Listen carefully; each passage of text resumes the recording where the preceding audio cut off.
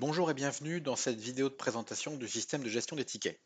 Normalement, cette fonctionnalité est destinée à gérer les éléments suivants: les problèmes IT, les remboursements clients et les sinistres assurances.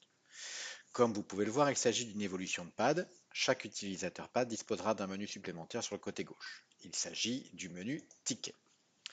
Dans ce menu ticket, vous trouverez plusieurs bannettes. En haut à droite, le bouton ajouter. En tant que user, vous aurez accès aux tickets des hôtels dont vous vous occupez et bien sûr ceux que vous avez créés. Commençons par créer un ticket remboursement client histoire de naviguer au travers des différentes actions et possibilités offertes par le système. Pour le titre, faisons très simple. En termes de convention, vous allez donc indiquer le nom de votre hôtel et la typologie du ticket. Ici, un remboursement client. Vous allez devoir indiquer votre société, un peu comme dans PAD classique. Le demandeur, par définition, vous pourriez mettre une adresse email n'importe laquelle. Ça n'a pas beaucoup d'utilité en ce qui nous concerne là, donc laissez le champ vide, oubliez-le. La priorité. Donc, vous devez indiquer un niveau de priorité. Si vous mettez tout en, en priorité urgente, évidemment que ça ne sera pas très efficace et donc soyez juste dans votre appréciation. Ici, nous allons le mettre en haute. Le type, vous allez pouvoir choisir type et sous-type. Il y a trois types de tickets, donc les problèmes IT, les sinistres assurances et les remboursements clients. Pour chacun des types, vous avez des sous-types qui vont vous permettre d'affiner le type de ticket que vous allez créer. Pour les remboursements clients, vous avez le choix entre annulation OK avec les conditions générales de vente, les CGV, double règlement et enfin geste commercial. Pour les problèmes IT, le choix se fait entre création de compte, création de user Opera Cloud, panne fibre et remplacement de matériel. Pour les sinistres assurances, ce sera dégâts des eaux, incendie, panne équipement, vandalisme, vol et effraction. Donc revenons au remboursement client. Partons du principe que c'est OK avec les conditions générales de vente et nous allons rédiger un email qu'on va essayer de rendre assez synthétique, précis, avec le maximum d'informations. Bonjour, pourriez-vous procéder au remboursement du client Fabrice K pour 300 euros? C'est un groupe qui a annulé une partie des chambres. OK avec CGV. 6 juin. La facture.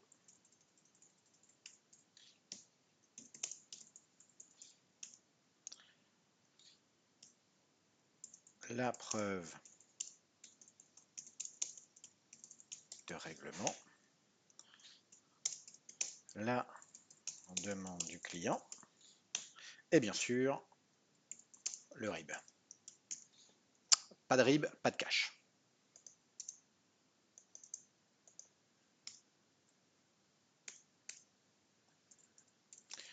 Ah, donc comme vous pouvez voir, ça fait un petit peu de mise en forme.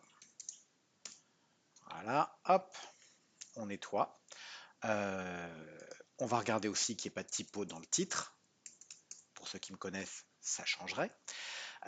Et ici, vous avez le bouton pour joindre des fichiers. Donc là, en l'occurrence, dans ce cas d'espèce-là, on vous demanderait de gérer 4 pièces jointes différentes. Très bien. Donc là, partons du principe que j'ai chargé les fichiers. Je vais cliquer sur Créer. Une fois que vous avez cliqué sur Créer, vous avez le ticket qui apparaît dans Affaires. Il vous reste encore quelques opérations à faire. Vous allez recliquer dessus. Vous allez cliquer sur le ticket et vous allez vérifier les éléments.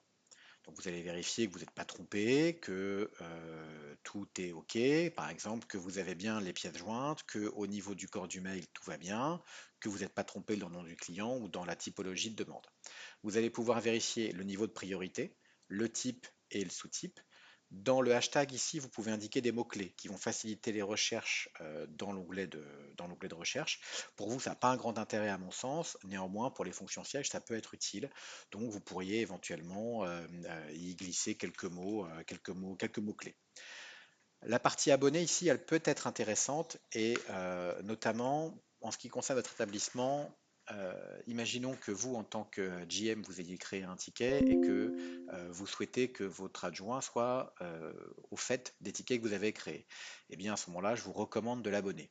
De même, si votre adjoint crée un ticket pour X raison, ça serait pas mal qu'il vous abonne à ce ticket-là de manière à ce que vous ayez une vision sur les tickets qui sont créés en votre absence ou tout simplement quand vous êtes occupé à autre chose.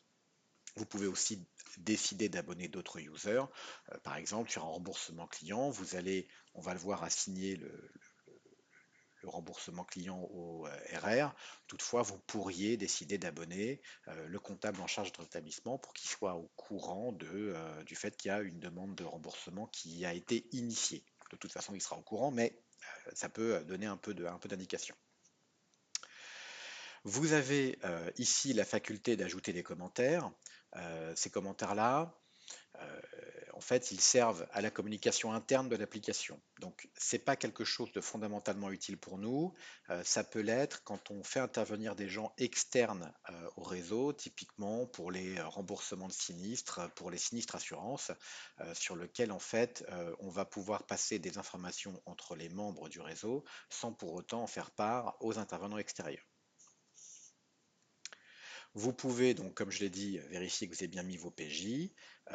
L'idée, c'est quand même de faire une vérification un peu globale de ce que vous êtes en train de faire, de vous assurer que vous avez bien renseigné les éléments de manière claire et explicite, les pièces jointes. Et à ce moment-là, quand vous êtes OK avec tout ça, que vous avez abonné les bonnes personnes, pas forcément obligatoire, mais je pense que adjoint et GM, c'est pas mal. Vous allez assigner le ticket. Ça veut dire que vous allez confier à quelqu'un la tâche suivante. Donc, dans le cas d'un remboursement client, on va aller l'assigner au responsable régional. Dans le cas, c'est moi qui vais faire office de responsable régional, donc je l'alloue à mon nom et je vais le cliquer sur valider. Donc là, il est parti de ma banette à faire. Je reviens ici et il est dans mes tickets en cours. Donc, il est dans mes tickets en cours. Là, je suis casquette responsable régional. Je vais aller voir ce qui se passe dans mes tickets en cours. Je vais aller ouvrir les éléments. Et je vais partir du principe que, petit canaillou, vous n'avez pas chargé vos pièces jointes. Je vais donc, avant de vous le renvoyer, je vais ajouter un message. Donc, merci de charger les PJ. Je vais aller cliquer sur envoyer et ensuite le remettre en attente d'information.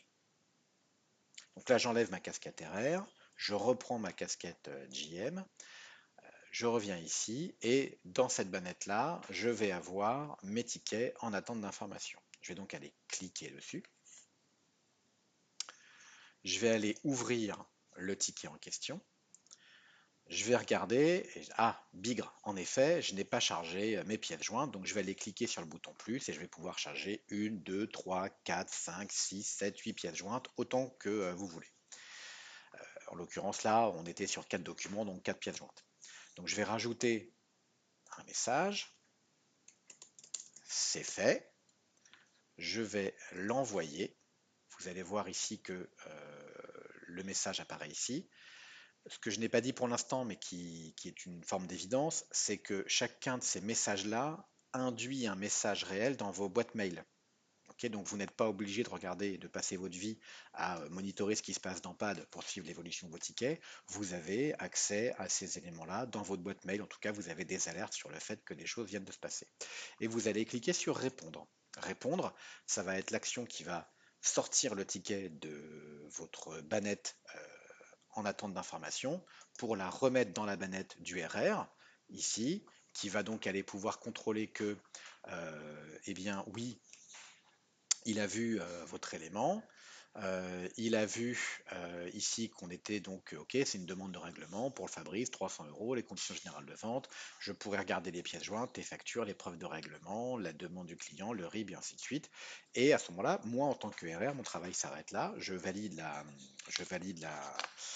la demande de remboursement et donc je vais l'assigner à quelqu'un d'autre, hein, d'accord? Donc vous, en tant que GM, vous aviez assigné le ticket à votre RR pour validation. En tant que RR, je vais maintenant assigner le ticket à la comptabilité pour traitement. Donc je vais tout simplement dire, ce ticket-là, bim, je vais l'envoyer à Laetitia Griffon en tant que comptable de l'établissement. Très bien. Donc maintenant, le travail de la comptabilité va être tout simplement de regarder l'ensemble des éléments, de s'assurer que le RR n'a pas oublié de vérifier les pièces jointes, de le gourmander un petit peu si toutefois il avait oublié ça, et ensuite de clôturer le ticket de clôturer le ticket une fois que le fichier de règlement aura été mis dans le système. De manière plus générale,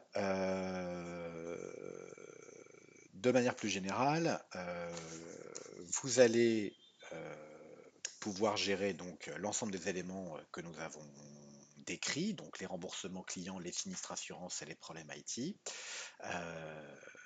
Vous avez vu ici la présentation générale du système, les fonctionnalités globales, et nous allons maintenant préparer d'autres vidéos un peu plus détaillées pour chacun des types de tickets. Voilà, merci beaucoup et à très bientôt.